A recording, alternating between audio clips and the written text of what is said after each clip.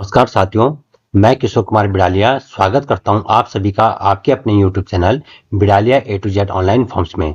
तो साथियों, income tax पर मेरी यह एक संशोधित एक्सेल शीट है।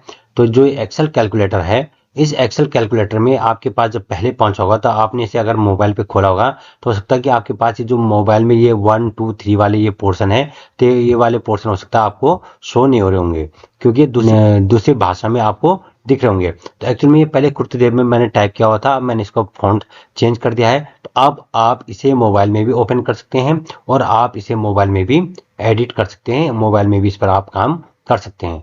तो इसके लिए आपको यहाँ पर जो सबसे पहले जो मेन बात है यहाँ पर मैं आपको बता देता हूँ। ये जब शीट आप तक पहुंचेगी तो यहाँ पर दो शीट आपको देखने को मिलेगी। पहली है यहाँ पे सैलरी शीट, दूसरी है ओल्ड रिजिम न्यू रिजिम 23-24 केकेबी।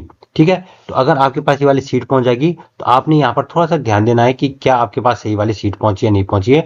अभी आपको जो ये 1 2 3 है, आपको इस वाले पेज पे आने की जरूरत नहीं है। ठीक है, इधर आपको आने की जरूरत नहीं है, आपने इस पर जाना है सैलरी शीट पर। जब आप सैलरी शीट को ओपन करेंगे, ये ध्यान रखना आप इसे मोबाइल पे भी काम कर सकते हैं, लैपटॉप पे भी काम कर सकते हैं। तो जब आप ये सैलरी शीट पे जाएंगे तो यहाँ पर आपने सबसे ऊपर देखना है, यदि आपको यहाँ पर जो लिखा है पर्सनल इन्फॉर्मेशन कहीं पर गलती से कुछ डिलीट हो जाए तो कंट्रोल बटन के साथ जेड दबाकर अंडू हो जाएगा। विवरण जो नीचे पूछे गए उन्हें भरे, फिर सैलरी शीट व टैक्स शीट स्वयं जनरेट हो जाएगी। और इसके बाद जो यहाँ पर रेड कलर में दिखाई दे रहा है आपको किशोर कुमार बिडालिया, यदि आपकी सीट में ये लिखा है रेड कलर में मेरा नाम, तो समझ लीजिए आपके पास बिल्कुल लेटेस्ट सीट आप तक पहुंच चुकी है।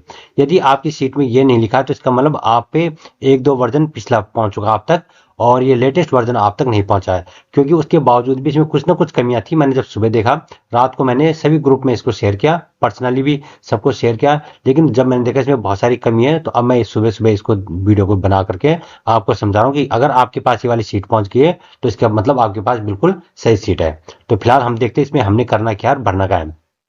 कई साथी कह रहे कि इसमें पासवर्ड मांग रहा है। भाई, अगर आप अन्य ऐसी जगह पे कहीं पे क्लिक करोगे कि जहां से आपको लेना ना देना, जैसे आप राउंड ऑफ 3% इंक्रीमेंट बेसिक पे वगैरह, यहाँ पर आपको कुछ मतलब ही नहीं है तो यहाँ पर ये पासवर्ड मांगेगा, तो आपको यहाँ पे कुछ करने की आवश्यकता नहीं है। आपने तो ये वाला पोर्शन जो है, ठीक है ना, आपको इधर दिखाई दे रहा होगा ये वाला सी, ये वाला पोर्शन, और इधर ये ई वाला, यहाँ पे ई लिखा रहा है ना, ये वाला, और यहाँ पे सी, ये दो पोर्शन भरते जाना है। और इधर तो आपसे इंफॉर्मेशन पूछी जा रही है, यहाँ पर आपने कुछ भी नहीं करना है।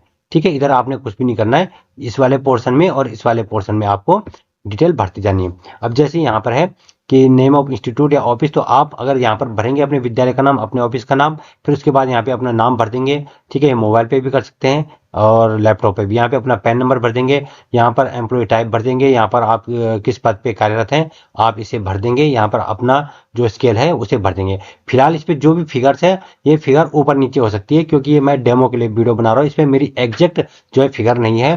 ठीक है, इसमें फिगर किसी और की है, इसमें पैन नंबर किसी और का होगा, नाम किसी और का होगा, विद्यालय किसी और का होगा। इस तरह से मैंने ये एक डेमो के रूप में ये वीडियो आपके सामने यहाँ पे तैयार कर रहा हूँ।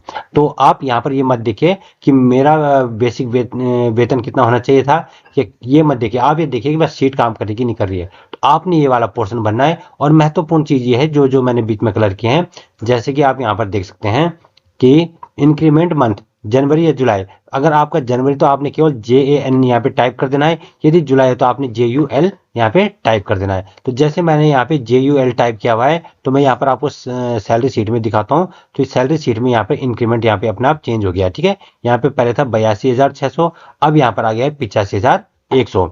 अब यदि मैं इसको यहाँ पर JUL के बजाय क्या करता हूँ, JAN करता हूँ, तो अब देखते हैं ये सीधे सीधे चेंज हो जाएगा। हम यहाँ पे गए, हमने यहाँ पे टाइप कर दिया है JAN, अर्थात इंक्रीमेंट का मंथ हमारे क्या है, जनवरी। तो जैसे हमने यहाँ पे JAN कर दिया है तो आप देख सकते हैं पहले यहाँ पे जुलाई में चेंज था ना, अब जो जून में 82,600 वही जुलाई में अगस्त सितंबर अक्टूबर नवंबर दिसंबर तक वही है, लेकिन जनवरी के मंथ में यहाँ पे आ गए 85,100, अर्थात यहाँ पर फॉर्मूला प्रॉपर काम कर रहे हैं। तो 85,100 यहाँ पर ये चेंज हो गया है। और चेंज क्या हो गया, ये कहने का मतलब है ये आपका इंक्रीमेंट के साथ में यहाँ पर चेंज हो गया है। ठीक है, तो ये खासियत है। तो आपने जो जो काम करना मैं आपको बता रहा हूँ, यहाँ पे जनवरी या जुलाई लिख देंगे। उसके बाद NPS यस और नो, यदि आप NPS वाले हैं तो आप यहाँ पे यस कर देंगे, अदरवाइज आप यहाँ पे नो रहने देंगे। अगर आप GPF वाले, जैसे हमने यहाँ पे नो लिखा हुआ है, तो जब हमने यहाँ पे नो लिखा हुआ है तो आप यहाँ पर देख सकते हैं ये वाला पोर्सन है ये।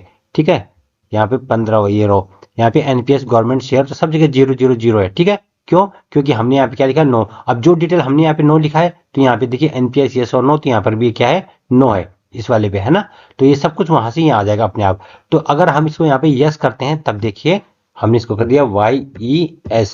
ये जैसे हम यहाँ पे टाइप करेंगे तो अब देखिए सीधे सीधे आपको यहाँ पर दिखाई देगा ये वाला जो पोर्शन है, ठीक है, ये एनपीएस गवर्नमेंट कंट्रीब्यूशन, ये देखिए ये सारा का सारा आपको फिल होते हुए आ रहा है। अब यहाँ पर जो यहाँ पर एनपीएस 14% है, इसके साथ में जो यहाँ पर एरियर मिला था डीए एरियर, उसका डीए एरियर का जो 14% है वो भी इसके साथ में ऐड है, ठीक है। तो इसलिए यहाँ पर अंतर आ गया है। तो ये देखिए आप पूरे 12 महीने का, ठीक। तो कहने का मतलब ये है कि यदि आप वहां पे नो लिखेंगे, आप जीपीएफ वाले होंगे तो वहां पे नो लिखेंगे तो ये वाला पोर्शन आपका जीरो हो जाएगा। यदि आप एनपीएस वाले हैं तो आप वहां पे यस लिखेंगे तो यहाँ पर आपका एनपीएस जो गवर्नमेंट शेयर है 14% वो अपने आप कैलकुलेट होकर के आ जाएगा। तो फिलहाल हमने यहाँ पर कर देना है इसको नो, तो हमने यहाँ पे कर दिया है नो। और बस डिपेंड करता है कि आप क्या है। फिर आप एचआरए, आपको मार्च में एचआरए कितना मिलता है, 3850 या 4250 जो भी एचआरए आपने यहाँ पे वो भर देना है। यहाँ पे एचडीए जो भी मिलता है वो भर देना है। फैमिली अलाउंस अगर मिलता है तो लिखे, नहीं तो यहाँ पे जीरो कर दे। जो चीज आपसे रिलेटेड, यदि आपको बोनस मिलता है तो लिख दे, अदरवाइज आप यहाँ पे जीरो कर दे। जैसे अभी मैंने यहाँ पे बोनस लिखा हुआ है तो बोनस हमें यहाँ पर दिखाई देगा, ये देखिए यहाँ पर भी दिखाई दे रहा है और यहाँ टोटल में भी बोनस दिखाई दे रहा है। अब हम अगर यहाँ पर बोनस को कर देते हैं जीरो तो वहां से बोनस हट जाएगा, ठीक है। तो ये देखिए यहाँ से बोनस हट चुका है। तो ये सारी चीजें, ये सैलरी शीट अपने आप तैयार होती रहेगी, आपने सिर्फ यहाँ की डिटेल भरती जानी है। अब यह है कि ऑफिस हाइट, अगर आपका ऑफिस जो है 1000 मीटर से ऊपर है तो आप यस लिख देंगे, अगर 1000 मीटर से कम है प्लेन में है तो यहाँ पे नो लिख देंगे, क्योंकि तब आपको एचडीए की छूट तभी मिलेगी, ठीक है। और फिर यहाँ पर देखेंगे आप, ये है टीडीएस। टीडीएस आपका मार्च से कितना कटना शुरू हुआ तो आप यहाँ पे उस अमाउंट को भर देंगे। अब यदि किसी महीने में मान लीजिए आपका मार्च से 14,000 है, अब मान लीजिए आपका यहाँ पर किसी महीने में आपने चेंज करवा दिया बीच में, कहने का मतलब आपको लग रहा है 14,000 आपने ज्यादा दे दिया, तो अब आपको लगता है कि आपने अक्टूबर से कम करवाना, तो आप यहाँ पे ऑक्ट लगेंगे, ठीक है। क्या लिखेंगे यहाँ पे, OCT, ठीक है। आप यहाँ पे OCT जैसे टाइप करेंगे, ठीक है, अक्टूबर लिखेंगे। फिलहाल यहाँ पे जीरो है तो देखो अक्टूबर के महीने में आपका टीडीएस यहाँ पे जीरो हो गया होगा। अब हम अगर टीडीएस वाले उसमें चलती है, टीडीएस 14,000 है, अब हमने अक्टूबर लिखा तो अक्टूबर के बाद यहाँ पे जीरो हो गया, ठीक है। मान लीजिए हम अक्टूबर से बढ़ाना चाह रहे हैं या घटाना चाह रहे हैं, जो भी, हमने यहाँ पे कर देना 10,000, या चलो हमने कर दिया 7,000, ठीक है। हमने यहाँ पे 7,000 टाइप कर दिया। जैसे हमने यहाँ पे 7,000 टाइप कर दिया है तो अक्टूबर के महीने से देखना, यहाँ पर से देखिए 7,000 7,000 7,000 ये टाइप हो रहा है। इन 2 महीनों में नहीं आएगा, किसमें, जनवरी और फरवरी में, क्योंकि इसमें हमने अभी टाइप करना है, या यहीं पे आके टाइप करेंगे हम। मान लीजिए अभी इसको लास्ट में समझाऊंगा मैं, ठीक है। तो फिलहाल आप समझ गए। यदि आपका किसी भी महीने में कोई भी परिवर्तन नहीं है तो आप इसको यहाँ पे तो रहने देंगे जीरो, और यहाँ पे जो अक्टूबर लिखा था हमने, इसको आप बैक स्पेस से या डिलीट वाले से डिलीट कर देंगे।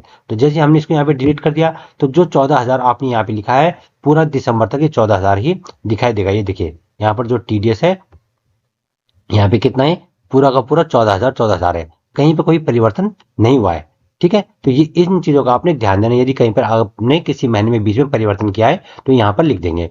फिर जीपीएफ, जीपीएफ आपका मार्च में कितना कटा वो लिख देंगे, ठीक है। अब मान लीजिए जाए कि आप जीपीएफ वाले नहीं है तो आप यहाँ पे जीरो कर देंगे, एनपीएस वाले हैं तो, ठीक है। तो जो जो यहाँ पे डिटेल पूछी गई वो, ये एनपीएस ये भरने की जरूरत नहीं है, ये ऑटोमेटिकली वहां से आ जाएगा। अगर आप एनपीएस वाले होंगे तो इसको भरने की आवश्यकता नहीं है, ठीक है। और फिर यहाँ पे स्टैंडर्ड डिडक्शन ये अपने आप आ जाएगा, और ये गोल्डन कार्ड वाला जो अमाउंट है ये भी अपने आप आ जाएगा। अभी एक साथी का फोन आया था, उन्होंने कहा था कि इसमें से हट नहीं रहा है, तो अगर कोई पति पत्नी दोनों है और दोनों में से एक ही गोल्डन कार्ड का पैसा कटता है तो वो यहाँ पर टाइप कर देंगे। जिसका गोल्डन कार्ड का पैसा नहीं कटता वो यहाँ पर जीरो टाइप कर देंगे। बस ये ध्यान रखना आपने। और मकान मालिक को दिया गया किराया, आप यहाँ पर जो रेड कलर में, यहाँ पे साल भर में आपने मकान मालिक को जितना भी किराया दिया होगा आप उतना किराया यहाँ पर टाइप कर देंगे। मान लीजिए आपने 50,000 दिया साल भर में, 1 लाख दिया, 1.5 लाख दिया, जो भी आप यहाँ पे टाइप कर देंगे, बाद में अपनी कैलकुलेशन अपने आप ये आगे कर देगा। सिर्फ आपने वो अमाउंट लिखना है जितना आपने साल भर में मकान मालिक को दिया है। बचत खाते का ब्याज आप यहाँ पे लिख देंगे। बचत खाते की ब्याज में 10,000 तक की छूट तो आपको ओल्ड रिजीम में मिलेगी, लेकिन न्यू रिजीम में 1 भी रुपए की छूट नहीं मिलेगी आपको बचत खाते में, ठीक है। और एफडी इत्यादि का ब्याज आप यहाँ पे लिख देंगे, ठीक है। और अन्य ब्याज अगर कुछ है तो उसे यहाँ पे लिख देंगे। उसके बाद आप यहाँ पर घोषणा कर देंगे, तो यहाँ पर आप अपना नाम, पदनाम, संस्था का नाम, हस्ताक्षर, दिनांक वगैरह लिख देंगे। तो समझ गए होंगे। इस वाले पेज पे आपने यहाँ पर इस वाले पोर्शन को आपने टाइप करते जाना है, ठीक है। बोनस नहीं है तो जीरो कर दो, है तो 6908, जो भी बोनस मिलता है आप यहाँ पर टाइप कर देना।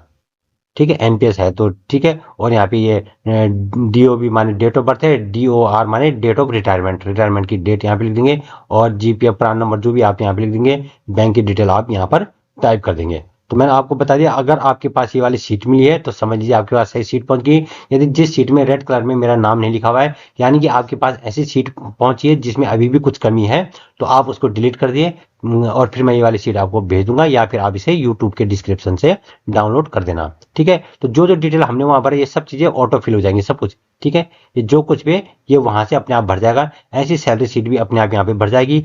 अब यहाँ पर बात आती है ये आपका 46% जो डीए एरियर था, ये जनवरी में लग रहा है, तो मैंने यहाँ पे कर दिया है। पहले दिसंबर में था पिछली वाली सीट में, अब इस वाली सीट में हमने यहाँ पे जनवरी में कर दिया इसको 46%।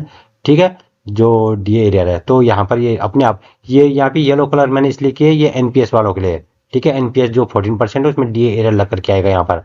तो बाकी मैंने यहाँ पे पीला पीला कर दिया पोर्शन।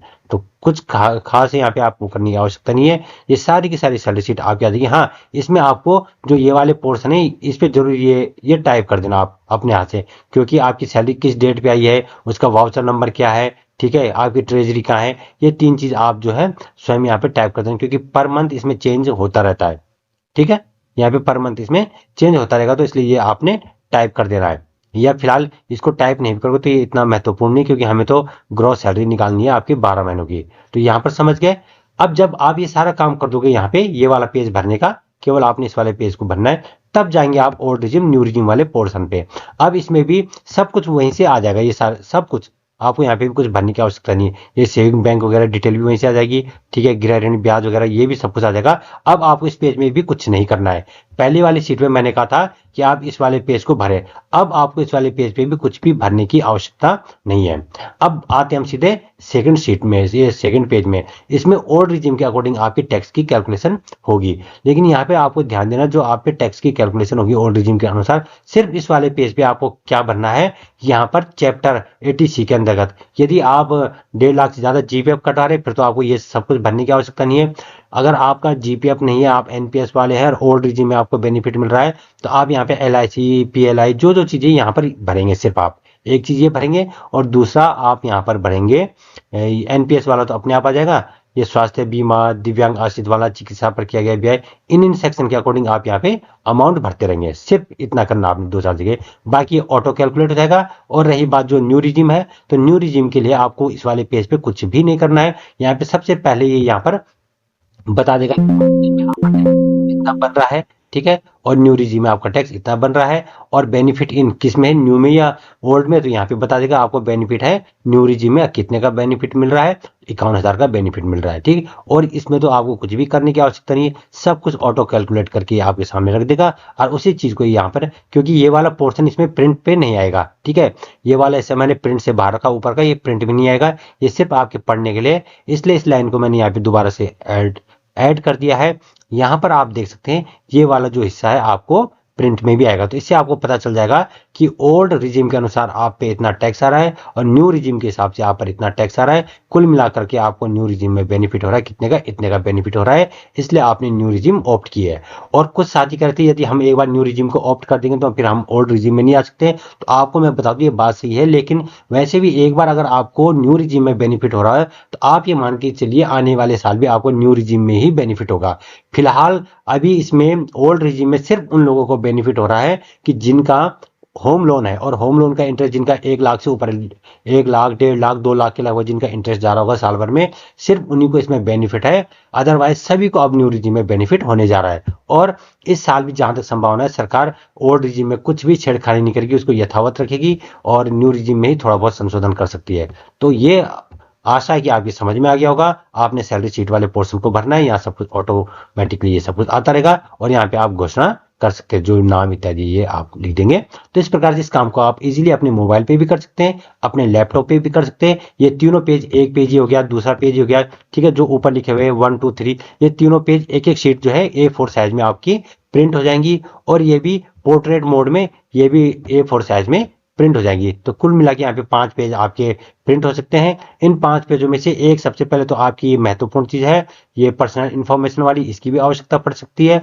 और दूसरा आपको सैलरी शीट अगर कहीं पे मांगी जाती है, भाई आपकी सैलरी कितनी है, ठीक है, तो आप यहाँ पर इसका जो है यहाँ पर आप दिखा सकते हैं, सैलरी शीट भी प्रिंट निकाल सकते हैं। और तीसरा ओल्ड और न्यू में से आपको जिस पे भी बेनिफिट है, एक ही पेज के आगे और फ्रंट और बैक साइड में आप प्रिंट निकाल देना, ताकि दोनों चीज आपके पास रहे कि ओल्ड में आपको कितना टैक्स पड़ रहा है और न्यू में कितना टैक्स पड़ रहा है। तो आशा है आपको ये वीडियो पहले वाले वीडियो से भी अच्छा लगा होगा, काफी बातें आपकी क्लियर हो गई होंगी। और आपने सिर्फ वो पोर्शन पे छेड़ना है जो जो सेल यहाँ पे ओपन है, ठीक है। जो सेल प्रोटेक्टेड है उन पे आपको कुछ करने की आवश्यकता नहीं है, और न ही आपको इसकी पासवर्ड की आवश्यकता है। तो आशा आपको ये वीडियो पसंद आया होगा। तो इस वीडियो को ज्यादा से ज्यादा अपने साथियों तक भी शेयर करिए, और जितना हो सकता है आप भी यूज करिए, अपने साथियों को भी बताइए, ताकि हर किसी को इसका बेनिफिट मिल सके।